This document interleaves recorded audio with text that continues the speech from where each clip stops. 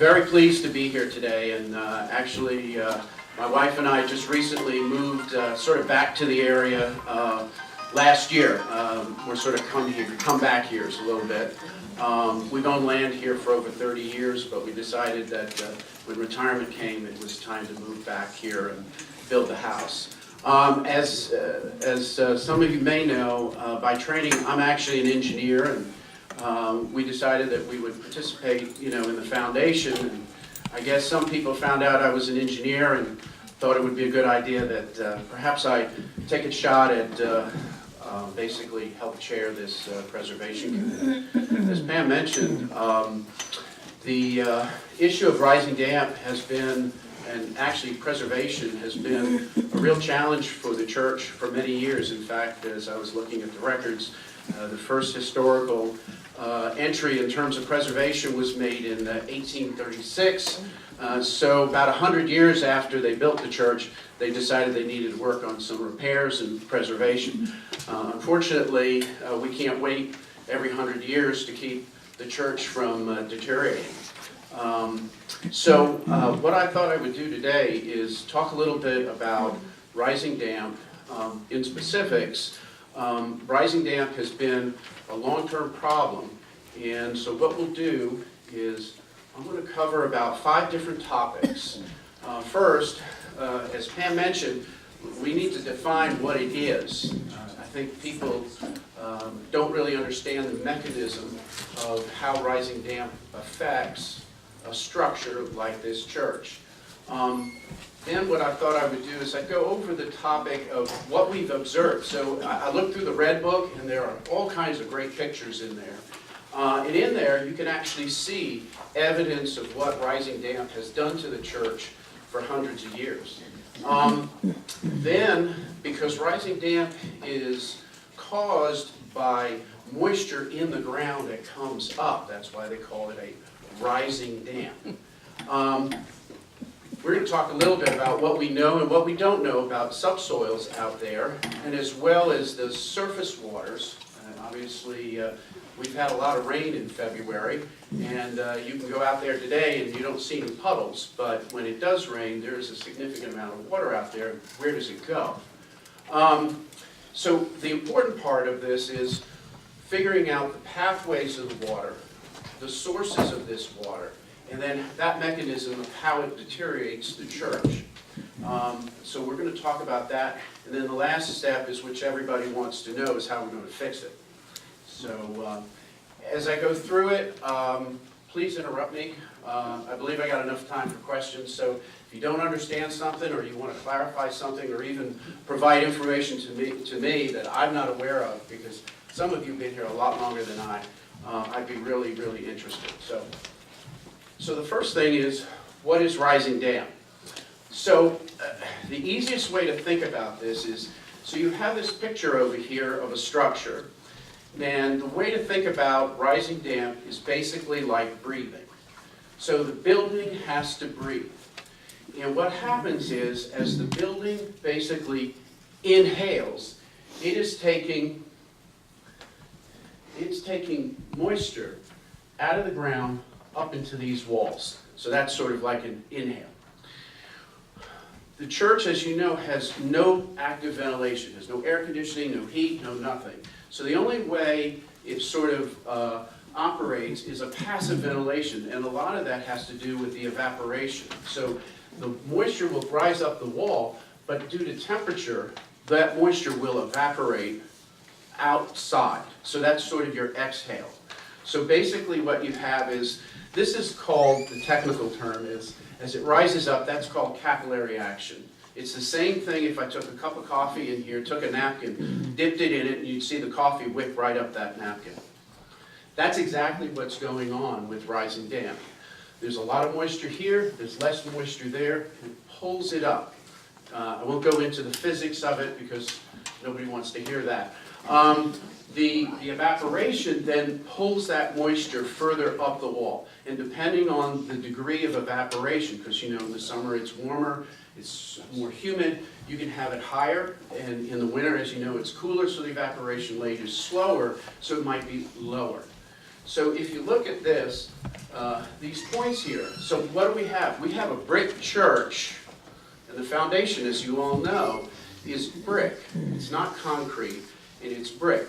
There is no intermediate courses, so basically the only reason there are walls around that church and a foundation is to hold the roof up. There's no supporting interior walls. So basically that moisture is being pulled up because this brick is sitting in damp soil. The next thing is, as I pointed out, that rate of rise is due to capillary action. You have very porous bricks. The bricks are actually more porous than the ground around it. And we'll talk about what that ground is like, but most of you know we have clay soils here. Moisture doesn't like to move through clay very well. It'll hold it, but it doesn't like to move through it. And again, the height, this height will vary due to the time of year.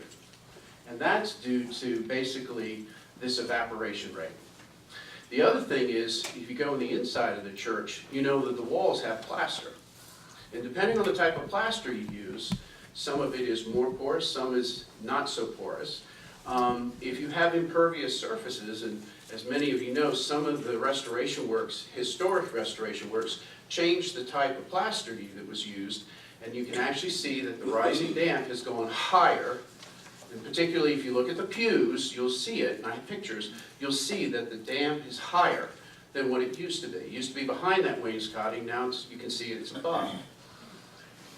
Also, again, it deteriorates the plaster because the water actually picks up salts that are in the ground itself. So that staining you see can be metals, could be iron or things of that nature that are in the soil. It pulls it up because it solubilizes in the water and it rises up in the wall. And as it evaporates, it leaves the stain.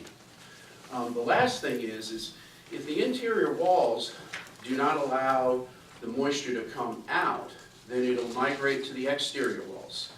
And what happens there is you'll see, because the mortar itself is, let's say, less strong than the brick itself, the mortar itself will start to degrade. Now, back 300 years ago, they anticipated that, and that was part of the reason of having to repoint so often.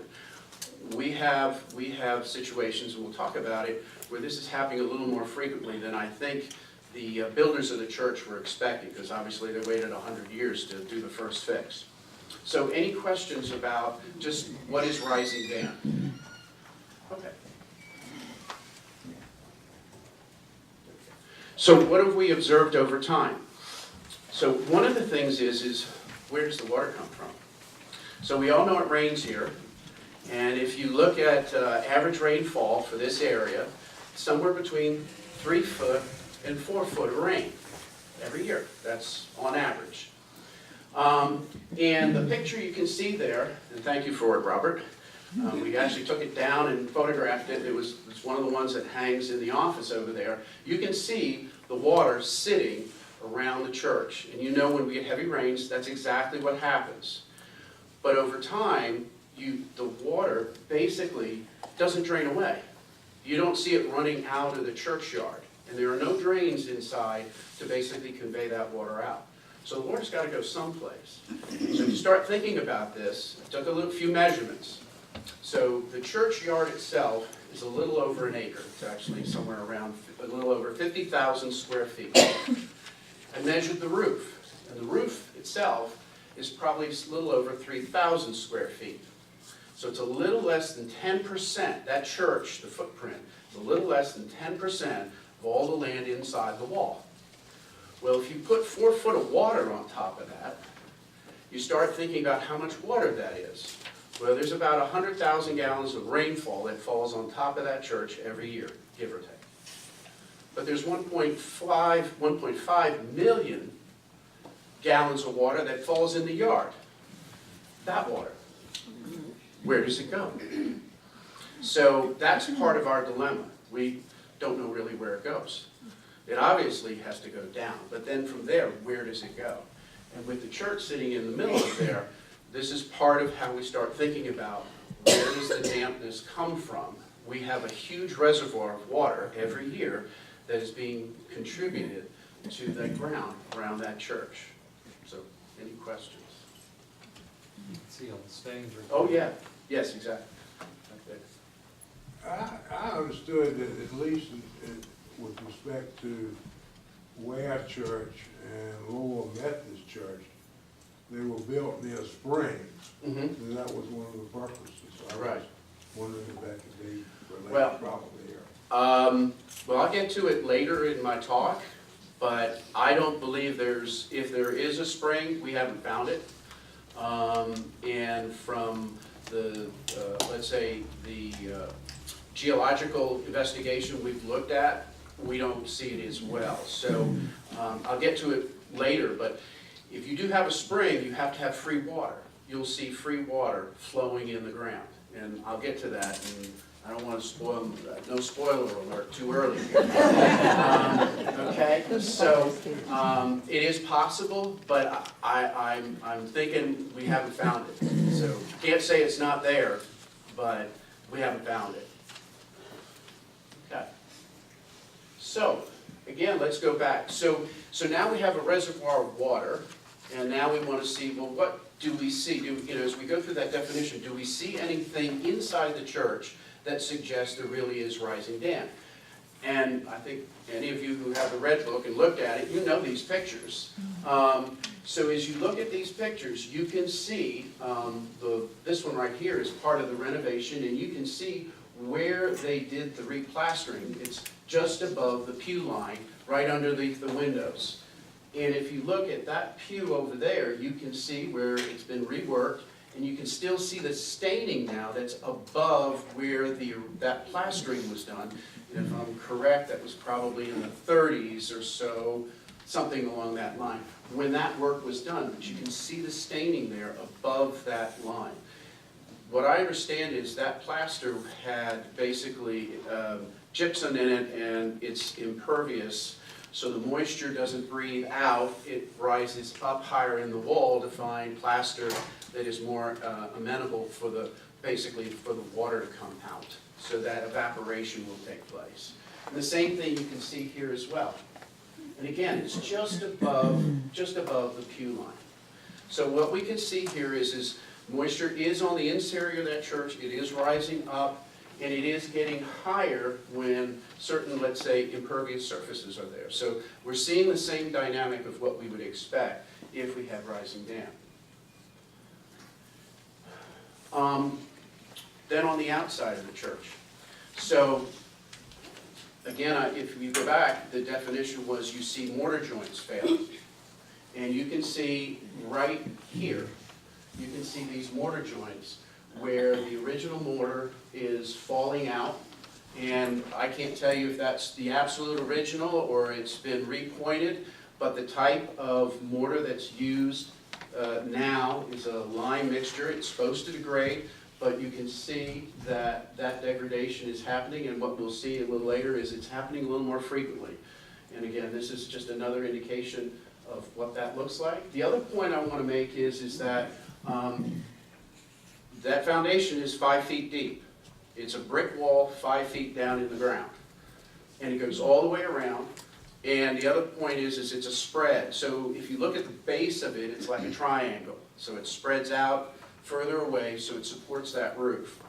But you can see the bricks. You can see that they're wet. You can also see that the pointing around in the mortar has degraded as well. So basically we're seeing interior degradation and we see exterior degradation. So again, we're filling in the blanks that are we seeing what would be considered rising damp? Because part of my concern was, do we really have rising damp or is it something else? And just kind of working through logically from evidence that we already have, it seems to suggest we're having the effects of what rising damp might do. So, what else have we seen? And this is the challenge that the Preservation Committee, the Foundation, and all of us have, is that we are having more frequent preservation activities to address the dampness. So I went back and I started looking, and just looking at activities dealing with repointing and plastering, you start back in the 30s and you can see the time frame between each of those sort of preservation activities is getting shorter. In fact, from 2000 to 2007, those were both projects dealing with repointing the mortar on the outside of the church. So these things are happening more frequently. And the other, basically what it suggests to me is that we are not slowing down the rate of deterioration. So it's deteriorating, but we're not slowing it down. Because if you talk to any preservationist, they will tell you that these sort of things are going to be recurring maintenance sort of activities. It will be something you have to do. But you don't have to do it as frequently as we're doing it. So it suggests that we need to look at this a little differently. So just repointing the church and basically dealing with the plaster inside isn't really sufficient because the water is still there. So we have to think about this a different way. And that's where I started asking, I asked Doug and I asked Robert and some of the experts that you've had here before about what they understand about the underlying moisture, the soils, and so on. And what we found out is there's little or no data that we have about subsoils and surface water drainage. So I was like, okay. In fact, I actually talked to one of the architects who was talking about, he suggested there's rising damp. This was in the 2012 report. And I said, well, how did you make that determination? What data do you have? He said, well, it was just observation. Well, you all just did the same thing he did, and you cost a lot less. So, so basically, there is no data. So this is when I came on board, and I with the help of the committee, we started to undertake activities to better understand the subsoils and the surface drainage from a little more scientific background or approach. This is where I come from. This is the sort of work I did for 40-some years as an engineer. I never had to preserve a almost 300-year-old church, but I did a lot of remediation work for industry. But what we started to do is look at subsurface soils. We need to understand what those soils are. And that way will give us an indication of where this water is going and how it goes through these soils. The other thing is again, looking at the topographical aspect of the church. Everybody can go out there, you can see it's flat. But I wanted to know, can we really determine which way the water flows when the rain falls on it, and does it move away from the building or does it just sit there? So again, we did a surface drainage study. And what this will do is it will aid us in understanding the sources of the water, because some people believe it's just the rainfall that falls on top of the church. It may not be the yard. This will help us understand, is it just the rain that falls on top of the church and falls from the roof, or is it all the water that surrounds it that sits in that yard?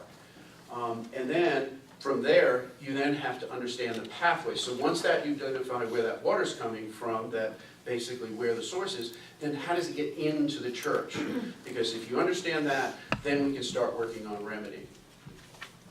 So any questions before I actually get more technical? Okay, yes. Go back Yeah, 2 slides yeah. and show the splash that was there. Yes, oh, correct. All right, so I'm trying to remember, is back, was it in the 60s, they put the splash block in there, basically to what they believe to protect the church from the rainfall, because you know there's no gutters on it, there's no downspouts. So the rain falls off the roof, and they decided it would be a good idea to put a splash block in the bottom here to basically keep the water from hitting, basically so it rolls off. But actually all that did is do exactly what it said. It's a splash block. So the water would come here and would splash back against the wall and only make it worse, not better. So if you talk to preservationists now, they'll tell you, you need to take that out. And as you know, it's gone. So what you learn over time is that this is why I say our approach is a little different. We need to understand where the water is coming from and how it gets to the church and deal with it that way, as opposed to making a, sort of a intuitive observation. You say, well, if I put that there, then that should protect the church, and in fact, it was actually the converse. So was that the point you wanted me to make? That's great. Can I ask a question? Sure. Is that course of bricks that's known of as a water table placed there as some sacrificial element to pick off Unfortunately, some of the water? unfortunately, no. And actually, just before I was having a conversation with one of the gentlemen in the room here, today you would have, for something like this, you would have an impervious barrier. That, in fact, your homes today have that. So the water, you're sitting in the same area as this church, it would protect the structure from having that moisture get up. So you would actually create a barrier. No, that's actually decoration. That's just architectural decoration. It doesn't really do anything. It's the same brick, it's the same mortar, it just is oriented a different way to create that. So no, there's no barrier. In fact, if I go back, so this course basically carries itself all the way up, and that soldier's course is basically down here, and it penetrates right through. So you can see this is right about a sill height here, so it's not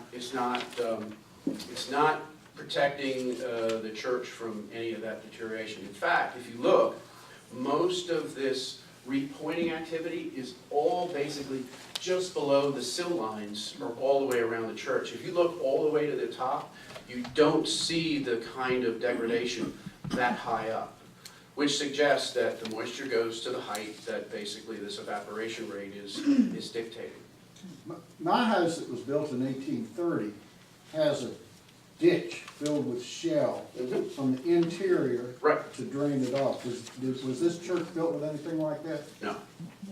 And I'll steal my thunder a little bit, but we did do borings inside the church in the pews, looking for what we could see inside. No, there's nothing.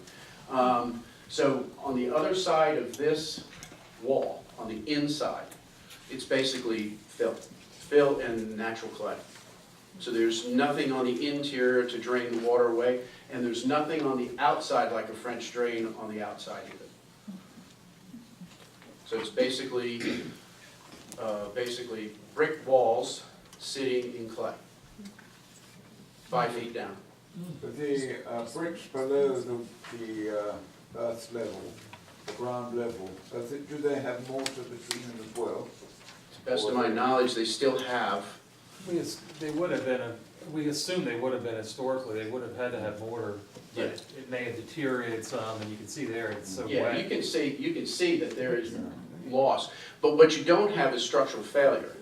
So the bricks aren't falling out. Again, think about it. You've got the full weight of the church sitting on top of these bricks here. And the other point is the moisture that's in the ground. Again, I get technical. You have what's called equilibrium. So there could be a very easy, let's say, relationship between the moisture in the soil and the moisture of the bricks. So they may be exactly the same, let's say, moisture content. So if you have a difference in the moisture, that's when you get problems. So if the church starts to dry out, then you start getting cracking, because then it can't withstand the weight, and it'll start cracking the bricks. Right now you have an equilibrium. It's basically the soil and this are sort of in a symbiotic relationship. So, Is the reverse true? If the soil starts to dry out, does that have a deleterious Yes. effect on the brick? that's why this becomes a more difficult project than just getting rid of the water. Because you have to have a certain amount of water. You have to have a certain amount of moisture. There is a, and we've talked to the architects and so on, there is a desired moisture level that the church needs to have that flexibility and pliability, so it gives and takes. If we dry it out too much, you could easily see what you're discussing, which is cracks, which makes it, like I said, makes it a little more challenging. Can I ask another question? Sure. If the material that these bricks were made of is probably mined within 100 yards of the church, Yes? and is the clay subsoil that is where the church is the same composition as the bricks? So I don't know, technically, I don't know the answer, technically, but having seen the clay that comes out, and I have pictures of it for you, I would suggest that the reason they decided that this was a good spot to put the kiln and look for basically clay is because it's there. The clays that are down here in the bottom would never pass a perk test. They're hugely what they call massive. I mean, you could make a clay pot out of it easily. And I think Robert took some home so his kids could make bricks.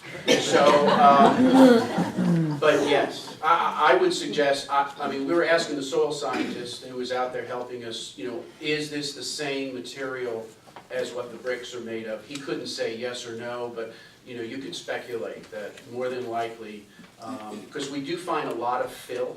When we start digging down here, we do find fill layers on top, which would suggest the natural clays have been removed. So it's very possible that, yes. So I don't think they went very far to find the clay to build that church.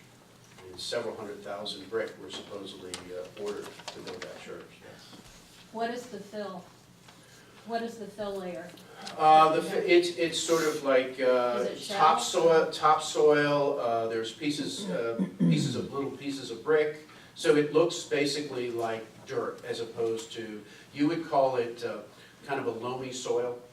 So it's not as nice as the potting soil that comes out of a bag from the garden store. But yes, it has very little clay in it. But you can tell that it has been put back in just by the nature of what it looks like. And so it's not as dense as the clay? Oh, no. So water comes right through it? Ken? Okay. Mm-hmm. Excuse me, when you repoint the bricks above the ground level, you're basically holding what seems to be rotten cement in place. It's something which is outside it. Well, actually, so what they do is they go in and they remove they're actually removing the deteriorated mortar. And then there are, as I understand it, and I'm no expert at this, there are prescribed methods to basically the type of mortar to put back. I think the Virginia Historic Preservation Group tells you exactly what type of mortar you're supposed to use. And these gentlemen here have the skill set to basically put back mortar back into the joint so the bricks are not brick on brick. So you're basically putting back the mortar that would have been there originally when the bricks were basically laid up. Behind that new mortar is rotten mortar, presumably. They take it out. You take it all the way out. Oh, take it all the way out? All the way out. Mm-hmm. Yep. Half an inch of- Yeah, they go all the way back so that you can basically put it back in. Mm-hmm. Okay. Thanks for your questions. Now for some pictures. So I wanted to give you just an illustration of what it means to go out and hand auger to get subsoils. So this is a shot of us out in the yard. This is basically on the west side, and we are digging. You can see the hole right here. We're basically using this hand auger, and there's a sleeve on the end, and that sleeve is where we take the sample. And from that, these guys, they're local fellas, funny name, his name is David Miles. So they actually have a book where they go through, these are the same people who come out when you need your drain field, a perk test done, these are the same guys who do it for you. So they understand subsoils, they actually understand the subsoils around here very well, and they went through and typed the soils for us. So whether it's a loamy, sort of silty sand type soil, or it's a very dense, heavy clay, and this is what I'm talking about when I talk about clay. So you can see how it is just like what you would expect when you go to the art store and buy clay, what it looks like. It's maybe, this is not as pretty, but you can see it's a gray clay. You can see the flecks of red in it, which is due to iron. You can also see, this is what you would see in the first top couple feet right here. And actually, that was the soil that came out of that pew in the first top, say, 2 feet. And that has the character of what you would think is sort of a soil that silty sand. It has some clay in it, but not like that. Water is not going to go through that. water is absorbed by that, but it doesn't go through it. So it's basically like an impervious liner. It's the same thing you would do to line a pond. You would put a clay layer so it doesn't leak. So we did sampling inside the church, inside one of the pews, and we did it outside. We tried to sort of basically get all four corners to get an idea of, so what does it look like around the church? So here's the data. First I need to tell you, when we did the first sampling, we've actually done two. We did one just a week or so ago in February. But this is what we have for September. When we did it, we had very little, I don't know if you can remember, but back summer of 2017, it was rather dry. So if I told you, we said it's 4 foot of water for a year, well, that means you need about 4 inches of rain per month. Well, we had about half that amount, so about 2 inches of rain during that period. So it was rather dry. So the expectation would be is the soil should be dry. Well, that's not what we found.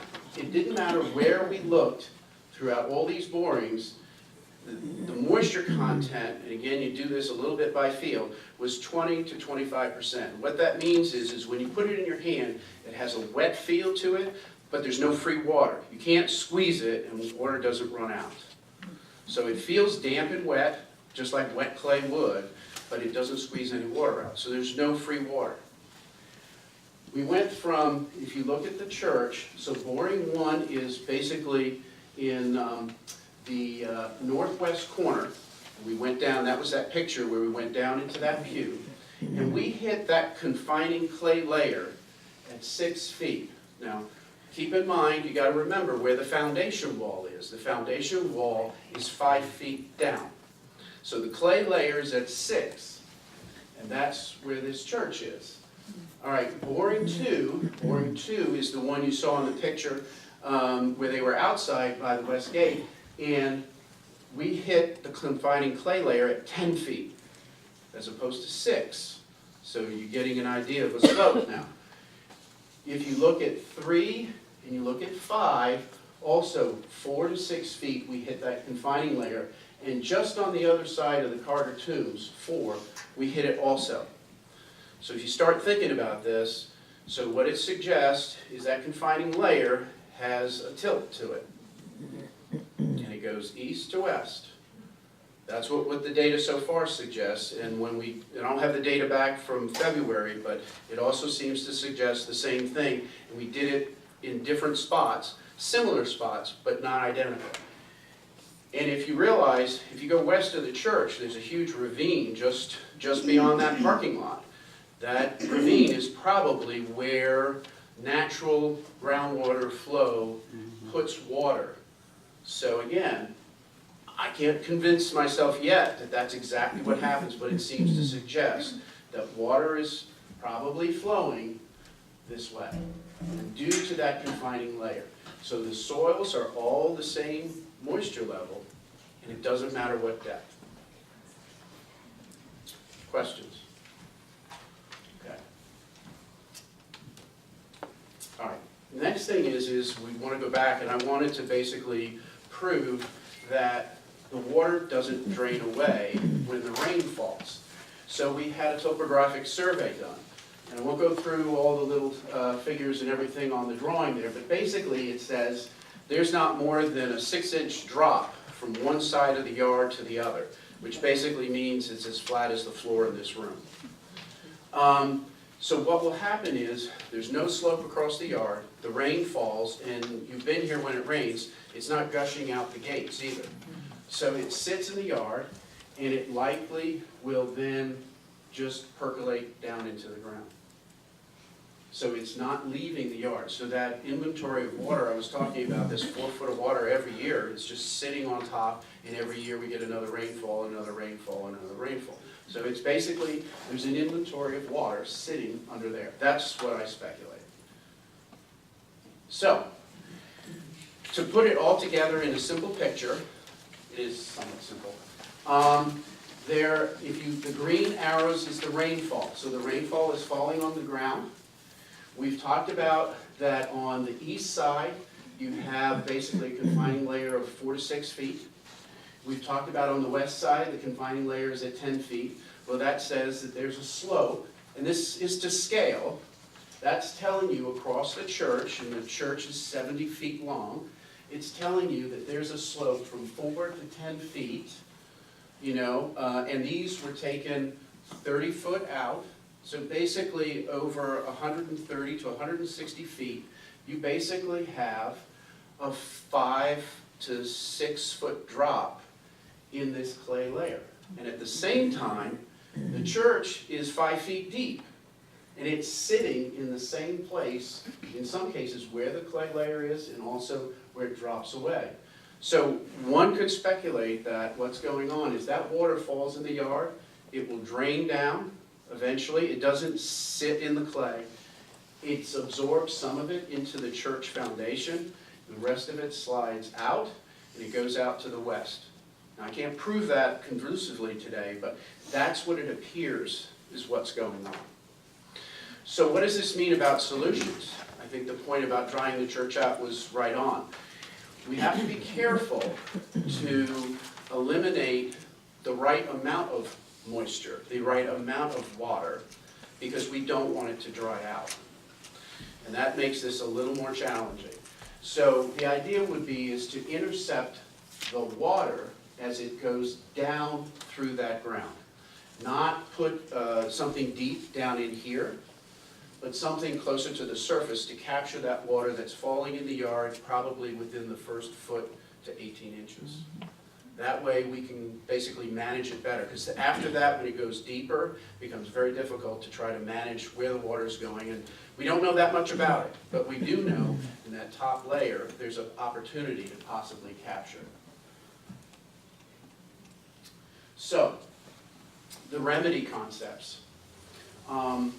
We need to reduce the amount of moisture that's impinging on the church by intercepting that subsurface water. And basically, yes, it is coming from rainfall, but I believe it's all the rainfall, not just the rainfall that falls on the roof. And basically, if we can intercept it before it contacts the church, then potentially we can basically reduce the rate at which these deteriorations we see both internally and externally to the church are occurring. Now, again, possible designs might be a French drain or dry well or something along those lines. I don't have it engineered today, but something like that might work. But it's got to be outside in the yard. It's not going to be up against the church. Also, again, we did the additional borings, so hopefully that confirms all the data I just presented to you. You never know.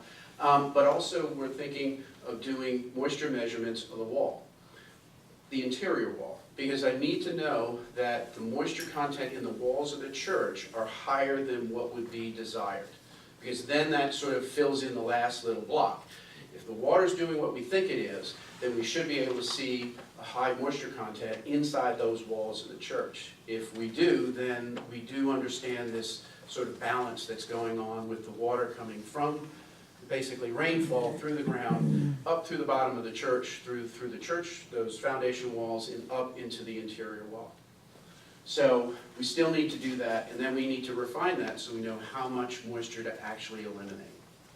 So where we go next is we need to re-engage these external experts we've had before. I always like a peer review. This is sort of the committee's theory of what's going on. I'd like to have external experts take a look at it, who do this for a living, and give us their opinions as to whether it makes sense or not scientifically.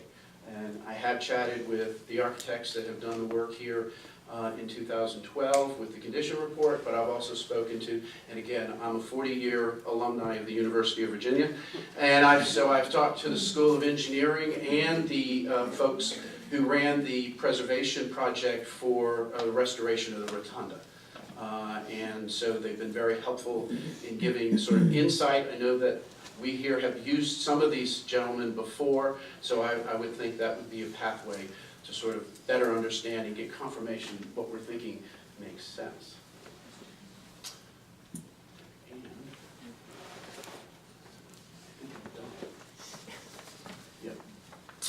So, any more questions? Do I have time for questions? Timekeeper? Let me give a check, because I looked at this order this morning anyway.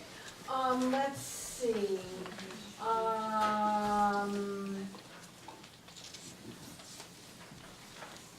a couple of questions. Couple. So right here? Is there indication of more rising damp on the east side of the church than the west because of that slope that you showed? I would say there's certain corners of the church, when you go and look at the mortar, the deterioration of the mortar. So basically that northeast corner, if you go over and look at that northeast corner, you can see both saturated ground is rather wet, but you can also see that the mortar joints there are suspect there. Also basically on the southwest corner over here, also this corner directly out the door here. You can also see it there as well. So those tend to be the ones where we've seen, and actually when I go back and I look at the activities in terms of repointing, those are the areas that seem to get more attention. The interior shots were from the northeast, that northeast corner on the inside. Way in the back. Yeah, does the reconstructed brick wall have any impact on the retention of water? I can't say whether it does or not, but you raise an interesting point because I asked the question, why does the wall not have the same problem of the rising damp, of basically the deterioration? One of the interesting things is the wall is actually sitting on an impervious surface. There's a foundation block that the wall is actually sitting on. So yes, it does have deterioration because it always will, but it's not at anywhere near the same rate as what you see on the church. So I found that interesting because I was asking Doug and Robert the same question. So do we see the same problem with the wall? I know the wall was built in the 60s, but still we've had repointing on this church that in the 80s and 2000s, and we're still having to redo it. So there were other questions here. Right here. Once on the farm, we had a field that contained water, and we live in this area.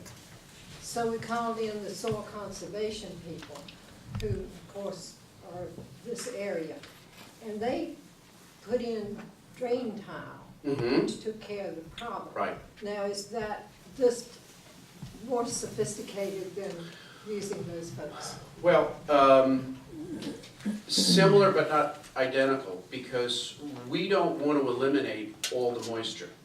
We don't want to eliminate all the water. So, and what we're trying to do is similar. I mean, normally the area you want to eliminate all the water and get it dry, arguably dry. In this case, we need to make sure that we're not drying the church out. 300 years it's been here, and I think at this point, the church with the moisture is somewhat in a balance. The problem is we don't like that outcome. The outcome is you have interior walls that are deteriorating and you have mortar joints on the outside. Now, you could continue to just do preservation work, to just fix that over time. We're looking to sort of stretch that period of time. So the idea is to have a calibrated approach of not eliminating all the water, but just enough water so that that period between repointing and replastering is longer. So the idea of intercepting the water, the way you described, is what we'd like to do, but we can't do it in sort of just a gross way of just putting in French drains and a dry well and let all the water sort of sink into a hole and pump it someplace. Did that help? Way in the back. Have you talked to anybody in England and Scotland about what they do? Because having lived there, it seems like it's a very common problem. So I have not spoken to anyone who's a scientist, but I go to the UK for business. I've mentioned it. Also, most of the materials that I've been reading with respect to remedy are in fact from the UK. Our difficulty here is this is a historic building, so we are limited with what types of remedies we can do. The idea of putting gutters on the church, putting an impervious barrier you know, somehow or other inside, along top of the foundation, these sort of things. I don't believe, and I'm no expert about this, but I don't believe they're gonna let us do that. So the idea is try to keep the water away from the church before you ever have to address it. That's great. I think what I'm going to suggest is that those of you who have questions during the break, that you should corner Russell. Russell, that was absolutely